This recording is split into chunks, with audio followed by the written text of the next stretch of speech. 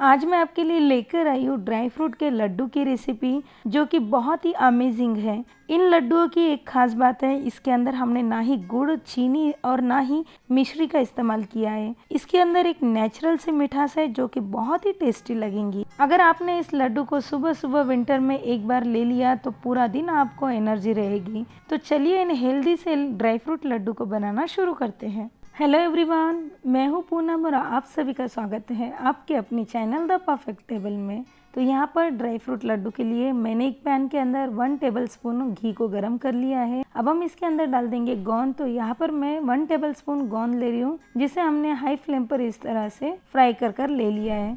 ये जैसे ही फूल जाएगा हम इसे एक बर्तन में निकाल लेंगे। तो यहाँ पर मैं एक बड़े से बर्तन के अंदर इस गोंद को रख रही हूँ। साथ ही में हम इस पैन के अंदर फिर से जो बचा हुआ घी है इसके अंदर फूल मखाने सेक लेंगे। तो यहाँ पर मैं 1 कप फूल मखाने ले रही हूँ। इसे भी हम लो टू मीडियम फ्लेम के ऊपर जब तक ये क्रिस्पी नहीं हो जाते इसे रोस्ट कर लेंगे। तो यहाँ देखिए घी को फूल मखाने ने पूरा एब्जॉर्ब कर लिया है और ये साथ ही में बहुत ही क्रिस्पी भी हो चुके हैं। अब हम इसे भी उस बड़े से बर्तन के अंदर ट्रांसफ़र कर लेंगे। यहाँ पर मैं इसे क्रश करने के लिए ले रही हूँ इस तरह से मैशर। आप चाहो तो इसे मिक्सर के जार में डालकर भी क्रश कर सकते हो, या फिर कोई कवर के अंदर डालकर आप इसे बेलन से भी क्रश कर सकते हो।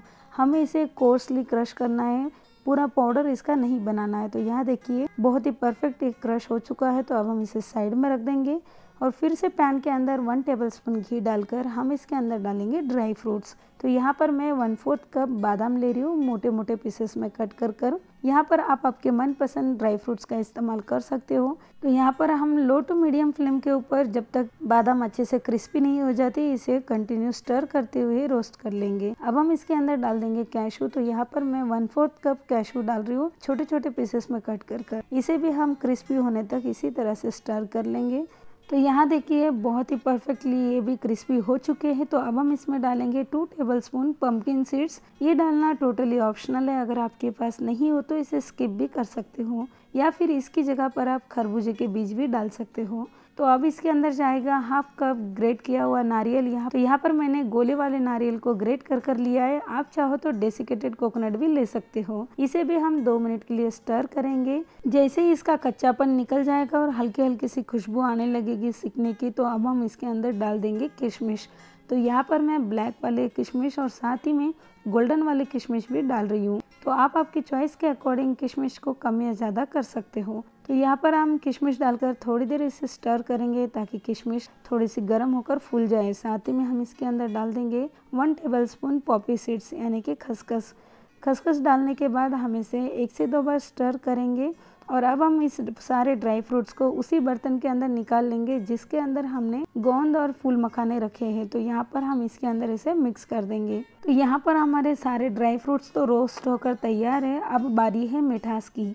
तो यहाँ पर इसे मीठा बनाने के लिए मैं ले रही हूँ खजूर। तो यहाँ पर मैंने 20 से 25 खजूर के सीड्स निकालकर इस तरह से इसे कोर्सली ग्राइंड कर ले लिया है। आप चाहो तो यहाँ पर खजूर की जगह पर अंजीर का भी इस्तेमाल कर सकते हो। तो यहाँ पर हम लो फ्लेम के ऊपर पैन के अंदर इस खजूर को अच्छे से सॉफ्ट होने तक कुक कर लेंगे।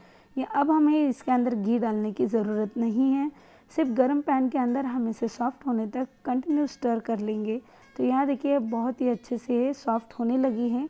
जैसे ही पैन गर्म होता है खजूर बहुत ही जल्द सॉफ्ट हो जाती है। तो यहाँ देखिए खजूर सॉफ्ट हो चुकी है। तो चलिए अब इसे ले लेते हैं बड़े से बर्तन के अंदर।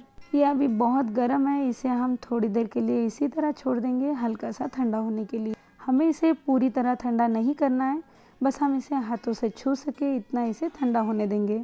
अब हम हाथों में थोड़ा सा घी लगाकर इसे अच्छे से मिक्स कर लेंगे। तो यहाँ पर ये थोड़ा सा ठंडा हो चुका है। तो अब हम इसे मसलते हुए आपस में बाइंडिंग देने की कोशिश करेंगे, क्योंकि हमें इसके लड्डू बनाकर तैयार करना है तो हम इसे बाइंड देना है। तो ये देखिए बहुत ही परफेक्टली ये मिक्स हो चुका है। तो चलिए अब इसके लड्डू बना लेते हैं। तो यहाँ पर इस तरह से इसके छोटे छोटे पोर्शंस को हम हाथ में लेकर इसके लड्डू बना लेंगे।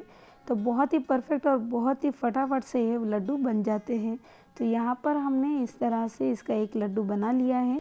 लड्डू बनाने के बाद इसे और भी ज़्यादा टेम्पटिंग बनाने के लिए मैं ले रही हूँ यहाँ पर एक प्लेट के अंदर खसखस यानी कि पॉपी सीड्स, और इन लड्डू को हम इसके अंदर कोट करेंगे ताकि दिखने में भी ये और भी ज़्यादा डिलीशियस लगे। तो यहाँ देखिए मैंने सारे लड्डुओं को बनाकर तैयार कर लिया है। इतने पोर्शन से मेरे यहाँ पर 15 से 20 लड्डू बनकर तैयार हो चुके हैं। तो यहाँ पर मैं इसे गिफ्ट बॉक्स के अंदर पैक कर रही हूँ क्योंकि फेस्टिवल सीज़न है। तो यहाँ पर हम इसे इस तरह से हेल्दी वाले लड्डू बनाकर अपने फ्रेंड्स एंड फैमिली में गिफ्ट भी कर सकते हैं। तो कैसे लगी आज की हमारी ये ड्राई फ्रूट लड्डू की रेसिपी, हमें कमेंट्स कर ज़रूर बताना।